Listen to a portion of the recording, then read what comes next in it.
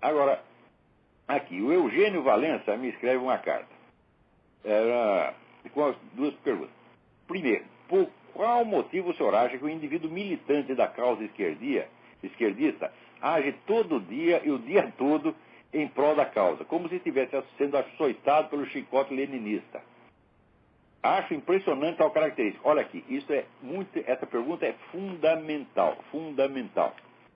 Porque as pessoas normais, vamos dizer, elas cuidam dos seus interesses particulares e pensam em política de vez em quando. Por que esse pessoal esquerdista só pensa em política 24 horas por dia? Olha, eu me lembro que eu conheci gente no tempo que estava lá metido com essas coisas, no partidão, esse negócio, cara que só pensava nisso o tempo todo. Não tinha interesse nem em mulher. Um desses era o Zé Dirceu. A gente morava ali na casa do estudante, né? Chegava o fim de semana, a gente ia ali para as gafieiras, pegava as menininhas. O Zé Dirceu não ia ficar tratando de interesses do partido. Ele e o Rui Falcão. Os dois eram assim. Só pensavam em Revolução Comunista 24 horas por dia. Né? Mas que coisa. Vamos dizer, a posição deles no partido tinha encoberto e comido a pessoa real deles. Não tinha mais pessoa real. Só tinha o militante. Então, é claro que isto é um quadro esquizofrênico, um quadro psicótico. É importante, porque a pessoa assume outra personalidade, ela se transfigura naquilo, ela se identifica com aquilo, tá certo? Ao ponto de que ela não tem mais interesses pessoais, por assim dizer. Inclusive, esse pessoal, quando rouba, quando mete a mão em dinheiro público, é a coisa que eles mais fazem, eles fazem com a consciência limpa, porque eles não estão roubando só para eles, estão roubando para os outros do partido. Então, o negócio, vamos dizer, a consciência deles não dói. Desde que o partido leve a cota dele, você pode roubar quanto queira. Tá certo? Então, isso quer dizer que essa militância esquerdista não é uma posição política que a pessoa assumiu. Não é só isso. É uma segunda personalidade. Então, é claro que é um quadro psicótico. E, evidentemente, o psicótico ele tem aquela intensidade emocional, aquela violência mental que as outras pessoas não conseguem ter. Eles conseguem falar disso 24 horas por dia, só pensam nisso. Tá? Não tem, vamos dizer, uma variedade de repertório. Se você olhar, por exemplo, você lê livros marxistas, os caras só estão preocupados o tempo todo com uma coisa, a conquista do poder. Eles só pensam nisso. Eles podem estar falando do que quiserem, qualquer assunto, o fundo é sempre esse. Nós precisamos alcançar o poder. Então, todo livro marxista é escrito por um sujeito que quer tomar o poder para outro que quer tomar o poder junto com ele. Então, eles não dizem o que estão vendo, eles não dizem o que estão sentindo. Eles dizem o que eles acham que você tem de acreditar para você dar o poder para eles. Então, é sempre uma linguagem dupla, tem dois andares da linguagem, né? Se uma pessoa que está por fora, que lê aquilo, tem lá um monte de palavra em código que ele não entende, só a militância entende. A não ser que você adquira alguma prática e estude o negócio. Então, você vê, eu sempre digo que tem duas maneiras de você mentir. Uma eu chamo de contaminação, a outra eu chamo de intoxicação. Contaminação é o seguinte, você fala um monte de coisas verdadeiras ou inócuas e coloca uma mentirinha lá no meio, mas uma mentirinha decisiva, bem disfarçadinha. Então você engole aquilo sem perceber e depois aquilo vai desencadeando o efeito gradativamente, vai tomando ali o seu subconsciente e afetando o campo inteiro da sua percepção do mundo. A segunda maneira, que eu chamo de intoxicação, é o seguinte, o sujeito mentiu o tempo todo, em tal velocidade, com tal variedade, que você não aguente, você não dá para você discutir com o cara, porque para desmenti-lo você precisaria escrever uma enciclopédia.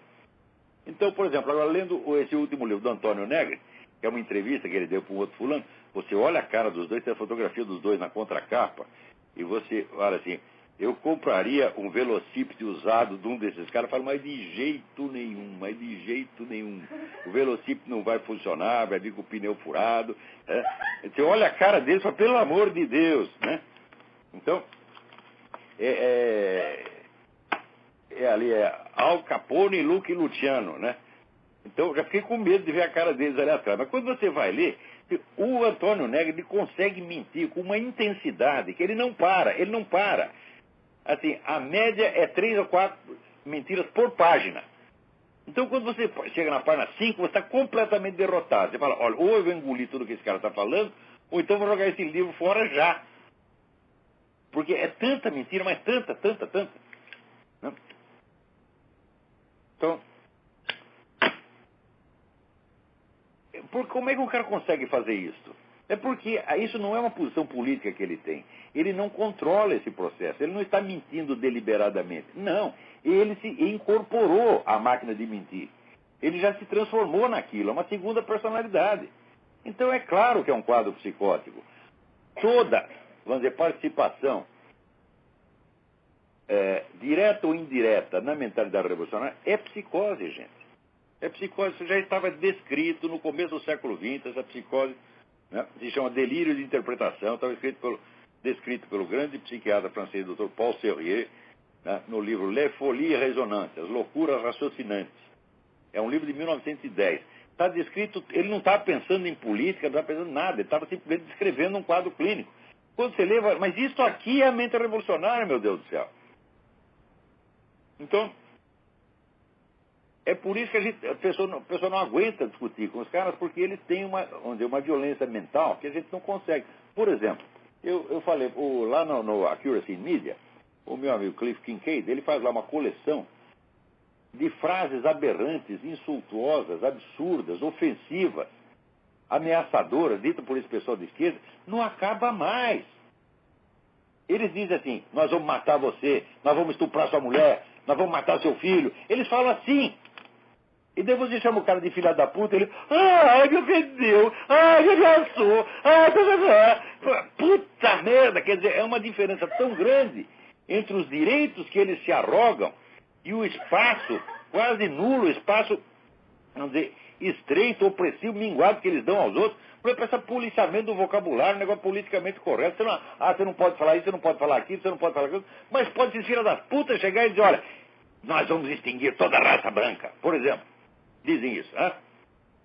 Ou então, tem que matar todos os judeus. Eles falam isso. Não é nenhum nem dois, são centenas deles que falam isso de jeito importante, não é um maluco que está bêbado na esquina. O cara fala isso da cátedra universitária, fala isso no parlamento, né? E o outro lado fica quietinho, porque se inibe. É isso que nós estamos vendo dia após dia. Por exemplo, a gente vê essa mendacidade desse pessoal do PT que está no poder. Eles mentem de uma maneira assim, que não para. O Lula é 4, 5 por dia, porra. Agora chega esse outro Michel Temer, acho que esse é pior que o Lula. Porque você tem aquela cara de ostra, tá, né? E, aquele negócio do que o Lula tinha proposto transformar as Farc em partido político, ele diz, o Lula não disse nada disso, mas ele disse com a melhor das intenções. Eu digo, mas se ele não disse nada, como é que pode ter dito com boa ou má intenção? Quer dizer, na mesma linha, o cara diz, eu estou mentindo, eu sou vigarista, né? Tem que ter, sabe, aqueles carimbinhos na testa, assim, ó, vigarista.